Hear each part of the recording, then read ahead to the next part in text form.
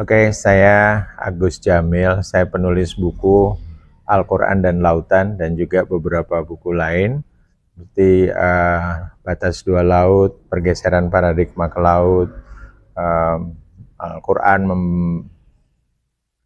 membahas tentang mukjizat atau rahasia lautan dan juga beberapa buku lain. Dan saya pendidikan dari S2 di Amerika Serikat di Stanford University dan juga S3 di Universitas Teknologi Malaysia. Wah ya, saya suka menulis ya sejak dari saya SMP sampai terus menulis. Paling aktif dulu pada waktu mahasiswa sudah rajin menulis berbagai macam tulisan, dari tulisan yang kalau mahasiswa dulu ya nulisnya tentang gerakan, tentang intelektualitas, tentang puisi.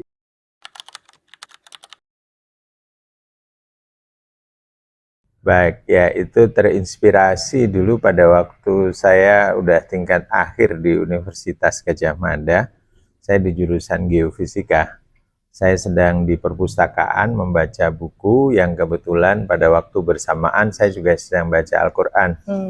Nah, buku yang saya baca mengenai ada tentang gunung berapi dasar laut, ya, tentang black smokers, tentang retakan di dasar laut. Lalu kemudian di dalam Al-Quran ada tertulis tentang satu ayat surat As-Sur ayat 6. Ya, surat ke-52 ayat ke-6 disebut di sana tentang demi laut yang di dalamnya ada api. Nah, gitu. Jadi gimana nih, ada dua buku ini menarik sekali gitu ya. Dari bukunya Chet Van Andel pada waktu itu, lalu mulailah dari situ tahun 84 mungkin ya, 84 85 gitu saya mulai menulis gitu. Sedikit-sedikit, dan kemudian menemukan beberapa ayat-ayat dalam Al-Quran yang membahas tentang lautan.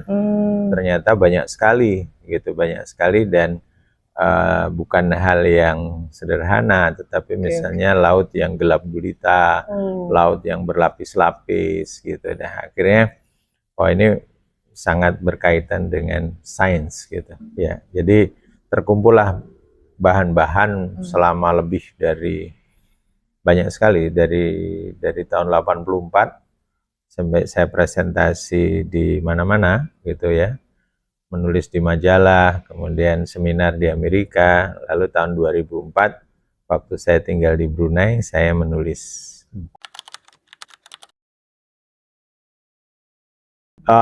Ya, tadinya tidak berani ya saya menulis buku, karena itu buku mengenai Al-Quran, mengenai agama. Padahal bidang saya adalah science, ya, science.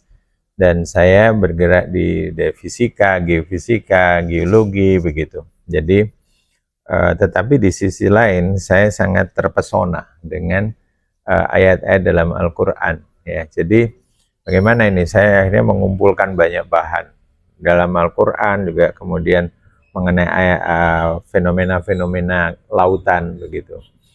Lalu kemudian pada waktu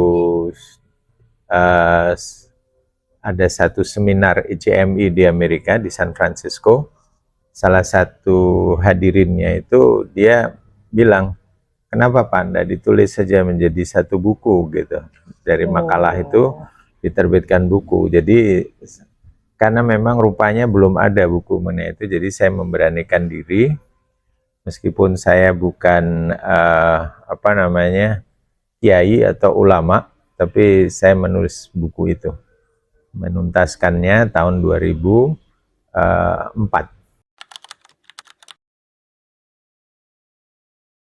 Jadi yang pertama itu bahwa Al-Quran menyebutkan di dalam laut yang ada apinya.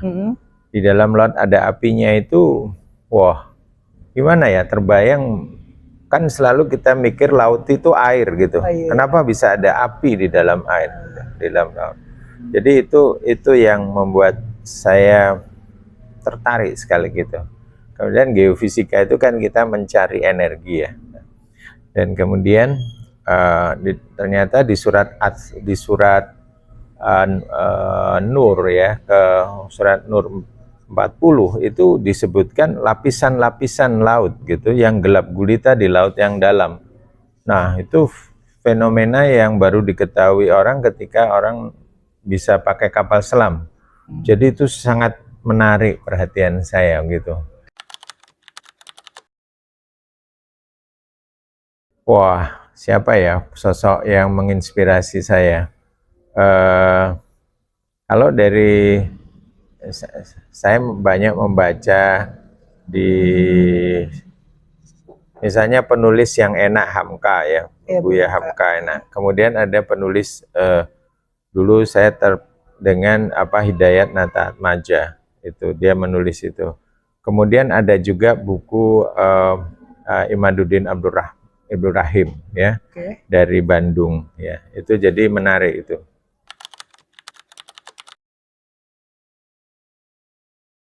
Ya, bahwa ternyata banyak mukjizat ya yang bisa kita temukan di dalam Al-Quran itu satu mukjizat. Bagaimana misalnya ayat-ayat tadi itu ditulis maksudnya diwahyukan kepada Rasulullah ya, diwahyukan kepada manusia melalui Rasulullah itu di tengah padang pasir yang jauh sekali dari lautan panas, tetapi justru banyak bercerita tentang lautan ya. Jadi itu menunjukkan bahwa itu mukjizat gitu. Satu lagi, kata laut di dalam Al-Quran itu lebih banyak daripada kata darat. Oh gitu. Nah itu istimewa, dan jumlah perbandingannya itu persis sama perbandingan antara laut dan daratan yang ada sekarang ini. Wow. Ya, jadi bagaimana mungkin seorang kalau itu memang buatan manusia, Al-Quran itu tidak mungkin berbicara tentang laut pada abad ke-7 di mana orang belum bisa menyelam. Ya. Dan mengetahui bahwa di laut itu gelap gulita. Betul. Bahwa lautan itu ternyata berlapis-lapis. Itu baru diketahui manusia di abad 20, tahun 50, tahun 50-an, tahun 60. Tapi Al-Quran sudah menyatakan itu, gitu. Dan di Al-Quran itu menyebutkan banyak sekali karunia yang bisa kita ambil. Bayangin, Rasulullah di tengah padang pasir berbicara kepada umatnya yang orang Arab yang tidak pernah ke laut. Yang belum pernah melihat laut gitu ya? Ya, tetapi wahyunya tentang laut yang baru difahami oleh orang yang ada sekarang.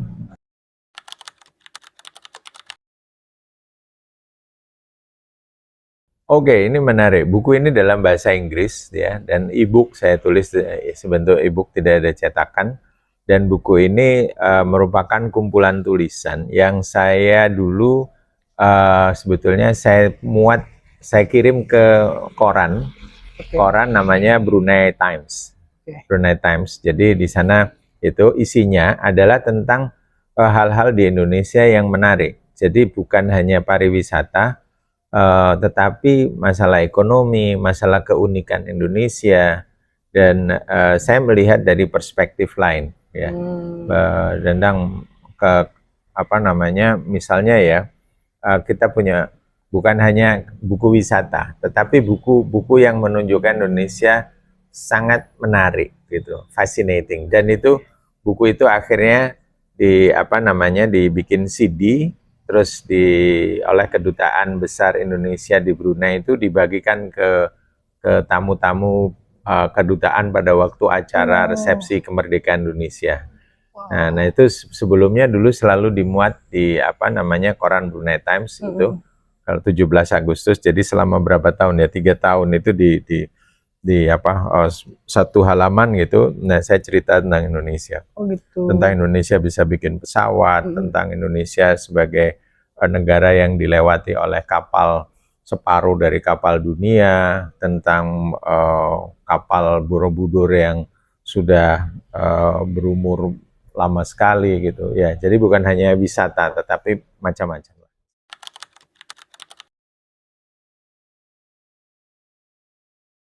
Ya, jadi buku The Earthquake Odyssey itu adalah kalau ini dalam bahasa Indonesia, tetapi judulnya saja dalam bahasa Inggris, ya, tentang gempa itu sebetulnya apa sih, Oh gitu. gitu. Ya, bidang saya dulu memang mempelajari tentang gempa juga. Jadi gempa itu sebetulnya bagaimana? Saya ingin menunjukkan bahwa sebetulnya gempa itu tidak membunuh manusia. Yang membunuh manusia itu adalah bangunan-bangunan yang lemah, yang ketika manusia ada di dalamnya dan tidak bisa melarikan diri, dia maka tertimbun oleh bangunan itu. Atau rumah itu tinggal di tempat yang lereng, yang misalnya seperti sekarang kita lihat kena longsor itu, ya. Tapi proses alam itu, gempa selalu terjadi setiap detik, itu selalu ada gempa. Pergeseran lempeng itu bergerak terus, selalu ada gempa, ribuan gempa. Nah, itu ingin saya sampaikan dalam narasi yang mudah difahami. Secara saintifik bagaimana sih gempa ini, gitu.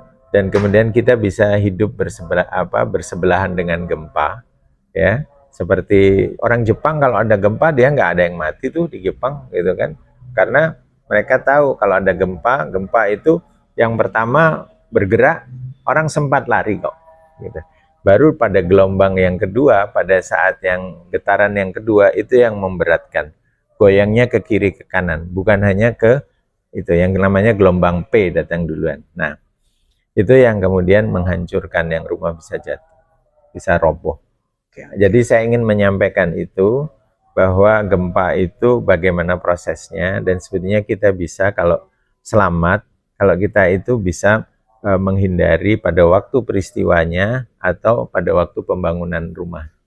Ya. Tergantung penanganannya juga ya Pak ya? Iya, jadi bagaimana mitigasi tentang gempa itu, kalau itu ditangani dengan baik, maka tidak akan ada korban. Gitu. Oke, tahun 2012 ada teman saya itu menulis dia membuat kebun Al-Quran. Jadi sekebun, ya, tetapi isinya itu tanaman-tanaman yang ada disebut dalam Al-Quran. Oh gitu. Lalu saya penasaran, apa ya tanaman yang paling banyak disebut dalam Al-Quran? Ternyata kurma. Kurma 21 kali disebut dalam Al-Quran. Akhirnya saya riset sendiri, riset sendiri. Kurma itu sebetulnya bisa ditanam di mana aja, bisa tumbuh di PL berapa. Nah, lalu aja ternyata bisa ditanam di mana saja, dari lembah yang di bawah laut seperti di Dead Sea, 400 meter di bawah permukaan laut, sampai di Gunung Himalaya yang 2000 meter di atas permukaan laut, gitu. Dari padang pasir sampai di tempat yang dingin, jadi bisa di mana-mana. Lalu akhirnya saya tahun 2013 saya menyurati beberapa orang di luar negeri dan berketetapan mendatangkan kurma ke Indonesia. Saya mendatangkan waktu pertama itu berapa ya? Saya lupa, 800 pohon atau 1000 pohon kurma dari Inggris. Bibit kurma yang kualitas bagus. Lalu kita tanam di sini. Lalu kemudian orang pada pesan juga, sampai kita mungkin sudah sampai belasan ribu pohon kurma di Indonesia yang diimpor. Jadi tahun 2016 saya bilang gerakan menanam kurma. Dan saya tulis itu, karena itu bisa, kalau mau dijadikan gula, itu jauh lebih bagus daripada tebu. Kalau dijadikan makanan, dia akan jadi makanan yang bagus. Jadi ketahanan pangan, saya bilang. Dan itu bisa ditanam. Di Indonesia sekarang sudah tumbuh dengan bagus di beberapa tempat dengan buah yang bagus gitu ya. Nah, ini buku ini mendokumentasikan 2016 saya tulis, dari 2013 yang saya melakukan impor pertama bibit kurma.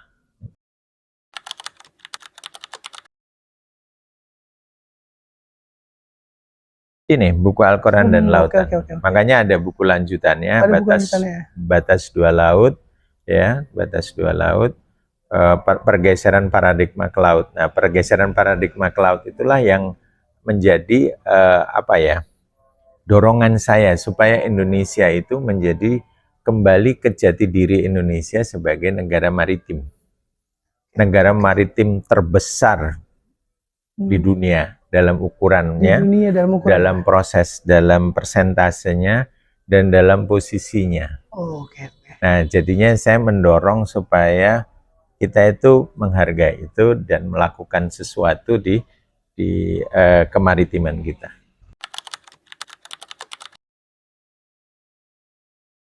Benang merah untuk yang saya ingin mengedukasi lebih, buku saya mayoritas adalah non-fiksi, ya. Non-fiksi, jadi bukan cerpen, bukan novel gitu ya. Meskipun saya juga menulis kumpulan cerpen, kumpulan puisi ada ya. Puisi-puisi saya dari waktu saya haji atau puisi saya pada waktu saya juara SMA dulu, waktu mahasiswa gitu. Nah, itu ada, masih saya tulis juga, tetapi yang utama, yang benang merah itu adalah menggagas mengenai ini, apa namanya, Al-Quran dan laut ya. Jadi itu yang saya ingin, bahwa Indonesia itu kembali menjadi negara yang sangat sukses dalam apa namanya, menjadi negara adidaya ya, superpower dengan berbasis maritim, karena yang besar selalu dari maritim.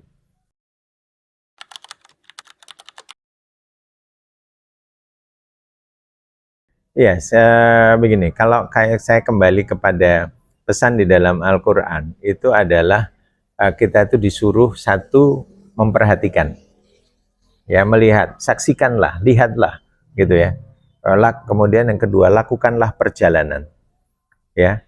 Kemudian di ikorat pertama adalah ikro, bacalah, gitu. Jadi itu kalau kamu seandainya kamu malas baca, ya, maka gunakan kamu untuk memperhatikan apa saja. Quran itu ada 1025 ayat yang berhubungan dengan sains. Lebih banyak daripada yang berhubungan dengan hukum halal haram, dengan syariah. Tapi selama ini orang mengatakan itu. Nah, maka kembalilah kepada itu tadi, kan Gen Z suka healing, suka jalan-jalan gitu kan. Nah, ketika jalan-jalan tuh perhatikanlah. Ya, bahkan misalnya saya pagi-pagi lihat apa pohon-pohonan ini. Ini kok warnanya merah, ini kok warnanya hijau ya. Ini kenapa kok daunnya licin, yang ini tidak licin ya. Jadi sebetulnya di sekitar kita pun itu banyak hal yang perlu diperhatikan. Gitu. Nah, ketika kamu memperhatikan itu, ya seperti yang di Quran tadi, perhatikanlah, lihatlah, dengarkanlah, jalanlah, bacalah, lakukan perjalanan. Lihatlah Borobudur, lihatlah apa namanya di Ancol, lihatlah di mana. Ketika kamu lakukan perjalanan itu, kamu bisa grab sesuatu, bisa lihat sesuatu, ada dapat apa namanya, sesuatu dari situ. Pak, terima kasih atas waktunya dan jawabannya yang menarik sekali. Ya, mudah-mudahan ada manfaatnya. Amin.